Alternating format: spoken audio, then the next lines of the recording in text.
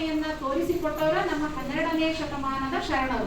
ಶರಣರು ಅಂದ್ರೆ ಯಾರ್ಯಾರು ಬರ್ತಾರ ಅಂದ್ರೆ ಬಸವಣ್ಣನವರು, ಅಕ್ಕಮಹಾದೇವಿಯವರು, ಅಲ್ಲಮ ಪ್ರಭುಗಳು, ದೇವರ ದಾಸಿಮಯ್ಯ, ಜೇಡರ ದಾಸಿಮಯ್ಯ, ಇನ್ನು ಹಲವಾರು ಸಾವಿರಾರು ಶರಣರು ಅದಾರ. ಅವಾಗಿನ ಕಾಲದೊಳಗ ಅವರು ಸಂಸತ್ತಿನ ಪರಿಕಲ್ಪನೆ ಅವ್ರು ಹೆಂಗ್ ಮಾಡಿದ್ರಪ್ಪ ಅಂತಂದ್ರ ಒಂದು ಅನುಭವ ಮಂಟಪ ಅನ್ನೋದಿತ್ತು. ಅನುಭವ ಮಂಟಪದೊಳಗ ಎಲ್ಲಾ ಶರಣರು ಸೇರಿ, ನಾ ಮೊನ್ನೆನೂ ಹೇಳೇನಿ, ಎಲ್ಲಾ ಶರಣರು ಅಂದ್ರೆ ಯಾವುದೇ ಜಾತಿ ಮತ ಭೇದ ಇಲ್ಲ, ಬಡವ ಶ್ರೀಮಂತಿಕೆ ಅನ್ನೋದಿಲ್ಲ, ಜ್ಞಾನ ಉಳ್ಳವರು ಎಲ್ಲರೂ ಕೂತ್ಕೊಂಡು ಚರ್ಚೆ ಮಾಡಿ ತಮ್ಮ ವಚನಗಳನ್ನ ಹೇಳ್ತಿದ್ರು. ಆ ವಚನದೊಳಗ ಸರಿ ಅನ್ಸಿದ್ದನ್ನ ಎಲ್ಲರೂ ಒಪ್ಕೊಂತಿದ್ರು. ಏನಾದ್ರೂ ತಿದ್ದುಪಡಿ ಇತ್ತಂದ್ರೆ ತಿದ್ದಾಕ್ ಹೋಗ್ತಿತ್ತದು. ಅವಾಗೂ ಕೂಡ ಇದು ನಾವೇನ್ ವಚನಗಳನ್ನ ಒದ್ಪಡಿ ಮಾಡಿ ಮತ್ ಹೊಳ್ಳಿ ಬರೀತಿದ್ರು ಅವನ್ನ. ಅಂತಹ ಒಂದು ಪರಿಕಲ್ಪನೆಯನ್ನ ಈ ವಿಶ್ವದೊಳಗ ನಾವು ಸಂಸತ್ತಿನ ರೂಪದೊಳಗ ಕಾಣಕತ್ತೀವಿ. ಸಂಸತ್ತಿನೊಳಗ ನಮಗೆಲ್ಲರಿಗೂ ತಿಳಿದಂಗ ನಮ್ಮ ದೇಶದೊಳಗ ಏನ್ ಕಾಯ್ದೆ ಕಾನೂನುಗಳಿರ್ಬೇಕು, ಏನು ನಿಯಮಗಳಿರ್ಬೇಕು ಅನ್ನೋದು ರಚನೆ ಆಗ್ತದೆ. ಹೌದಾ?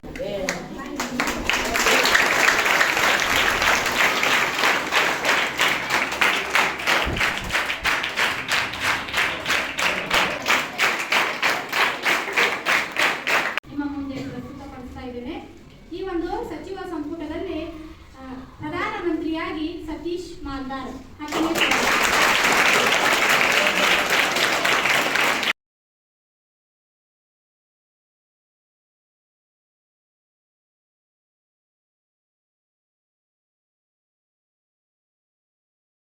ಸಚಿವ ಸ್ಥಾನದ ಅಧಿಕಾರ ಮತ್ತು ಕಾರ್ಯಗಳನ್ನು ಶಾಲಾ ಶಿಕ್ಷಕರ ಸಲಹೆ ಮಾರ್ಗದರ್ಶನದಲ್ಲಿ ಶ್ರದ್ಧೆ ಮತ್ತು ಪ್ರಾಮಾಣಿಕತೆಯಿಂದ ಸಮರ್ಪಣಾ ಭಾವನೆಯಿಂದ ನಿರ್ವಹಿಸುತ್ತೇನೆಂದು ಈ ದಿನ ಈ ಪ್ರಕೃತಿ ಸಾಕ್ಷಿಯಾಗಿ ದೇವರ ಸಾಕ್ಷಿಯಾಗಿ ಗುರುಗಳ ಸಮ್ಮುಖದಲ್ಲಿ ಪ್ರಮಾಣ ಮಾಡುತ್ತೇನೆ.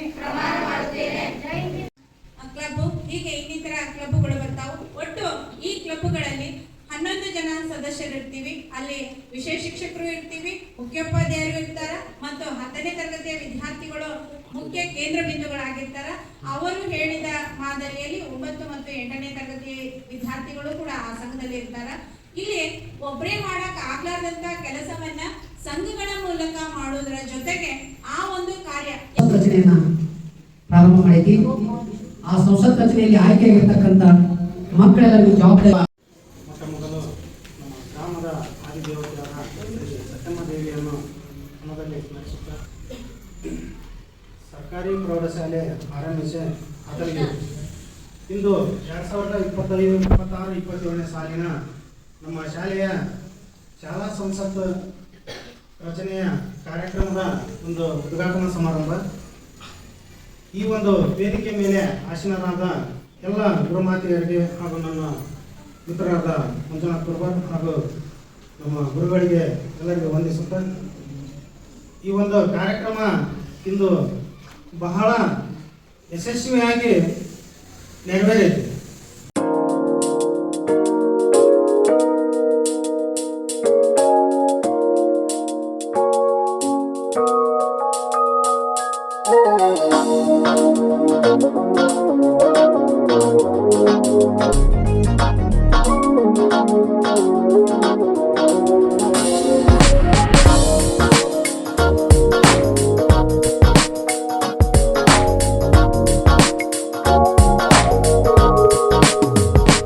Somebody told me not to hope to find the woman of my kind.